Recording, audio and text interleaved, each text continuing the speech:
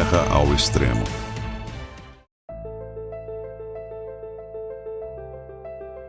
Você sabia que o primeiro tornado EF5 dos Estados Unidos depois de 12 anos aconteceu em uma pequena cidade quase desconhecida chamada Enderlin, na Dakota do Norte?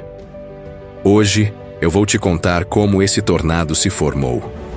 Antes de falarmos do tornado de Enderlin, precisamos entender o que estava acontecendo nos Estados Unidos naquele período.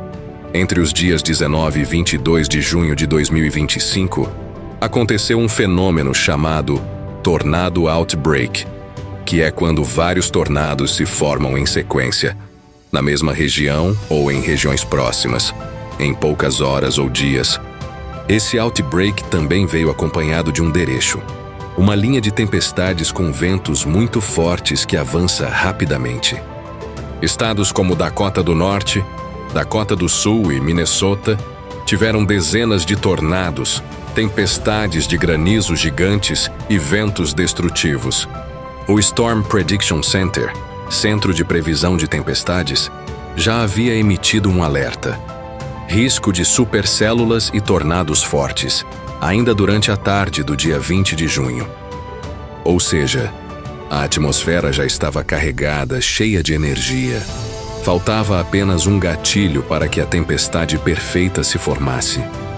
Enderlin está situada nos condados de Ransom County e Cass County, no sudeste de Dakota do Norte. A cidade foi oficialmente fundada em 7 de outubro de 1891. Segundo o censo de 2020, a população era de 881 habitantes. Há duas versões principais para a origem do nome Enderlin. Primeiro, derivado do alemão Ende der Linie, fim da linha, porque a cidade foi temporariamente o término da linha ferroviária da Sioux Line Railroad. Segundo, o nome teria sido sugerido por uma mulher de um funcionário da Sioux Line, inspirado em personagem de um livro. Economia e atividades. A agricultura tem papel importante na cidade e região. Por exemplo, a empresa ADM opera em Enderlin planta de processamento de girassol, feijão e ervilha. Transporte ferroviário também é relevante. Há um pátio de manobras da linha da Sioux Line, Canadian Pacific Railway na região. A cidade se destaca por ser amiga de bicicletas, e há oportunidades de lazer ao ar livre: pesca, caça, observação de aves, trilhas, etc. O tornado de Enderlin tocou o solo às 11h02 da noite do dia 20 de junho de 2025, cerca de 6 quilômetros ao sul de Enderlin. Começou fraco como F0. Ele se deslocou para leste-nordeste, passando por plantações e arrancando árvores. Na área da empresa ADM Edible Bean Specialties, atingiu intensidade EF2. Estruturas foram totalmente destruídas. Pouco depois, ele cresceu rapidamente, ficando mais largo e mais escuro. O seu momento mais extremo aconteceu quando cruzou os trilhos da Canadian Pacific Railway, onde 28 vagões foram tombados e 5 vagões arremessados para longe. A largura desse tornado chegou a 1,7 quilômetros. Ele durou 19 minutos e percorreu 19,5 quilômetros, se dissipando às 11h21 daquela noite.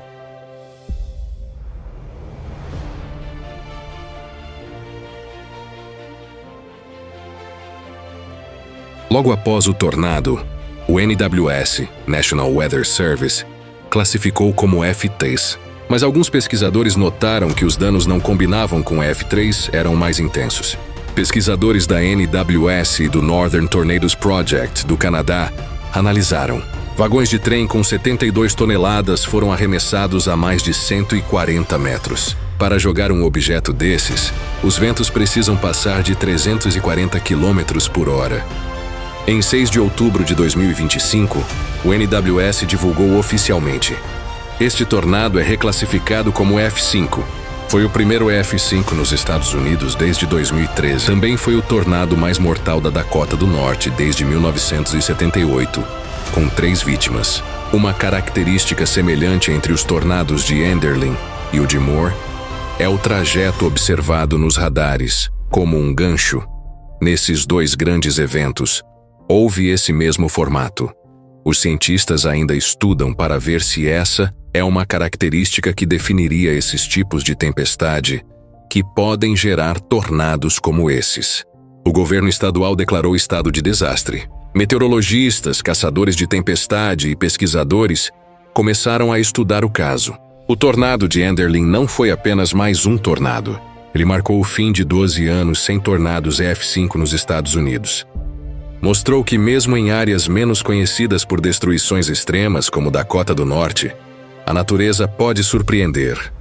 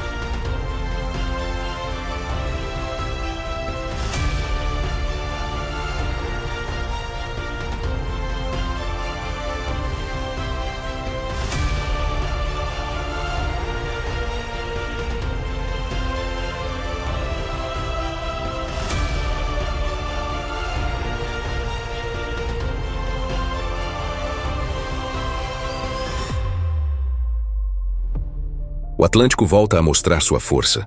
Em outubro de 2025, um nome começou a dominar os noticiários do mundo. Furacão Melissa.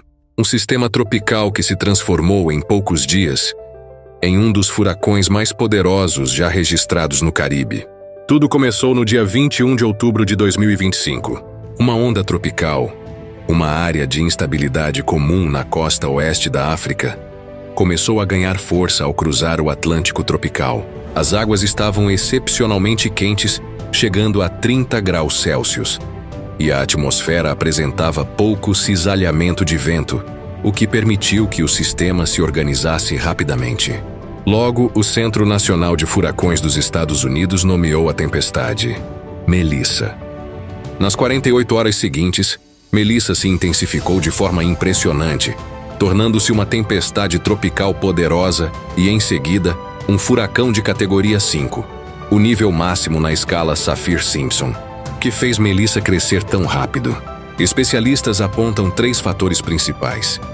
1. Águas extremamente quentes, mais de 2 graus Celsius acima da média. 2. Pouca interferência dos ventos em altos níveis, o que manteve sua estrutura simétrica. 3. Movimento lento permitindo que o furacão sugasse energia do oceano por dias. Essas condições formaram o cenário perfeito para o que os meteorologistas chamam de intensificação explosiva, quando um furacão ganha ventos de mais de 50 km por hora em menos de 24 horas. O olho de Melissa ficou perfeitamente definido. Ventos chegaram a 295 km por hora. Com uma pressão atmosférica central de apenas 911 milibares, unidade de medida de pressão, comparável aos furacões mais fortes da história do Atlântico. Depois de cruzar o Atlântico, Melissa seguiu para o Caribe e, em 28 de outubro, atingiu a Jamaica como furacão categoria 5. Foi descrito como o pior desastre climático da história do país. Ventos de quase 300 km por hora devastaram Kingston e Montego Bay, derrubando prédios inteiros e deixando toda a ilha sem energia. Em seguida, Melissa rumou em direção a Cuba, já enfraquecendo para a categoria 3, mas ainda capaz de provocar chuvas torrenciais e deslizamentos de terra. Depois, passou pelas Bahamas, e parte de sua energia chegou até Bermuda antes de começar a se dissipar no Atlântico Norte. Em seu rastro, Melissa deixou centenas de feridos, dezenas de mortos e milhares de desabrigados. Na Jamaica, comunidades inteiras ficaram isoladas. No Haiti, chuvas causaram deslizamentos fatais, e em Cuba, milhares precisaram ser evacuados. No final de outubro de 2025, Melissa começou a perder força. O sistema seguiu para o nordeste do Atlântico, transformando-se em um ciclone extratropical. Mesmo assim, Os ventos e ondas continuaram perigosos em alto mar. De acordo com a Reuters, pelo menos 50 pessoas morreram no Caribe. E os prejuízos superam bilhões de dólares. As equipes de emergência ainda trabalham no resgate de comunidades isoladas e na reconstrução das infraestruturas destruídas. O tornado de Enderlin, com sua fúria devastadora, e o furacão Melissa, com sua força colossal sobre o Caribe, do interior dos Estados Unidos até o coração do Atlântico, a natureza mostrou que o poder do clima não conhece fronteiras. 2 fenômenos diferentes, mas com a mesma mensagem. O planeta está mudando, e cada tempestade extrema é um aviso de que estamos lidando com forças maiores do que nós mesmos. Em meio ao caos, sempre há esperança. Comunidades se levantam, vizinhos ajudam vizinhos, e o espírito humano prova que é mais forte do que qualquer vento. O tornado de Enderlin e o furacão Melissa ficarão marcados na história, não apenas pela destruição que causaram, mas por nos lembrarem do que realmente importa: vida, união e respeito pela natureza. Que cada tragédia sirva como lição e que aprendamos antes que o próximo gigante desperte. Se você gosta de entender o poder da natureza, de descobrir como se formam os tornados, furacões e outras forças extremas do planeta, se inscreva no canal, ative o sininho e junte-se a mim para acompanhar cada novo capítulo do nosso clima. Até a próxima!